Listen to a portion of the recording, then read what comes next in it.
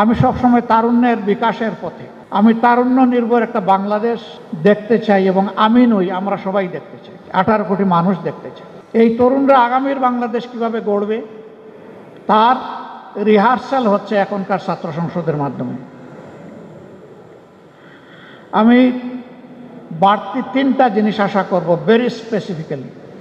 Number 1, প্রত্যেকটা বিশ্ববিদ্যালয়কে centre of academic excellence হিসেবে গড়ে তোলার জন্যে ফার্স্ট প্রায়োরিটি হওয়া উচিত এই ছাত্র সংসদগুলোর। এর সাথে অবভিয়াসলি শুধু বই খাতা মেলে পড়ব আর ক্লাসের একটা লেকচার আমি শুনবো দেখব, বিষয়টা তা না। বিশ্ববিদ্যালয়গুলো তো মূলত হচ্ছে গবেষণার কেন্দ্রবিন্দু। আফসোস এখন গবেষণা উবে গেছে, যার কারণে হাজার বিশ্ববিদ্যালয়ের তালিকায় আমরা নেই। আমরা চাই এই দুয়ারটা খুলে দেওয়ার পথে প্রত্যেকটি ছাত্র সংসদ অগ্রণী ভূমিকা পালন করুক, এটি হোক তাদের 1 নম্বর প্রায়োরিটি। এর সাথে শিক্ষার পরিবেশ নিশ্চিত করার জন্য যা দরকার ক্যাম্পাসে, যতটুকু ম্যাক্সিমাম সামর্থ্য কুলায় সেই এফোর্টটাকে ম্যাক্সিমাইজ করা দরকার। নাম্বার 2, অতীতের কলুষিত ছাত্র রাজনীতিতে আমরা শুনতাম, আমরা দেখতাম, ছাত্র সংসদে যারা নির্বাচিত হন তারা বিশ্ববিদ্যালয় এবং কলেজগুলার বিভিন্ন উন্নয়নমূলক কর্মকাণ্ডে তারা জড়ায় পড়েন, তারা অংশ বসান, অসৎ উপায়ে রুজি করেন। আমরা সততার পরীক্ষায় এই ছাত্র সংসদগুলোকে শতভাগ উন্নীত দেখতে চাই।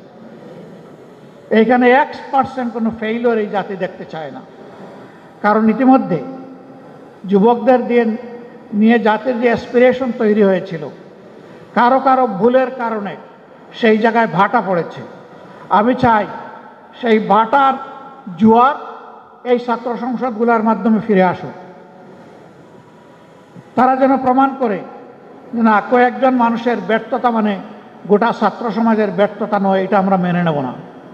আমরা প্রমাণ করব ছাত্ররা সবসময় ন্যায় সত্যের পক্ষে, কল্যাণের পক্ষে, এবং ছাত্ররা সবসময় বৈষম্যহীনতার পক্ষে।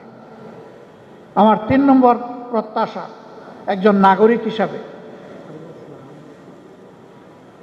ভবিষ্যতের বৃহৎ নেতৃত্বের জন্য নিজেকে তৈরি করো। তোমাদের হাতে নেতৃত্ব তুলে দিয়ে আমরা পিছন থেকে তোমাদেরকে শক্তি যোগাতে চাই। দেশের ককপিটে তোমাদেরকে বসাতে চাই। তোমরা ককপিটে বসে দেশ পরিচালনা করবা, পিছন থেকে আমরা তোমাদের জন্য দোয়া করব, শক্তি যোগাবো। ভুল করলে কানে কানে তোমাদেরকে বলে সংশোধন করব, কথা না শুনলে হাতে ধরে ঝাঁকি দেব।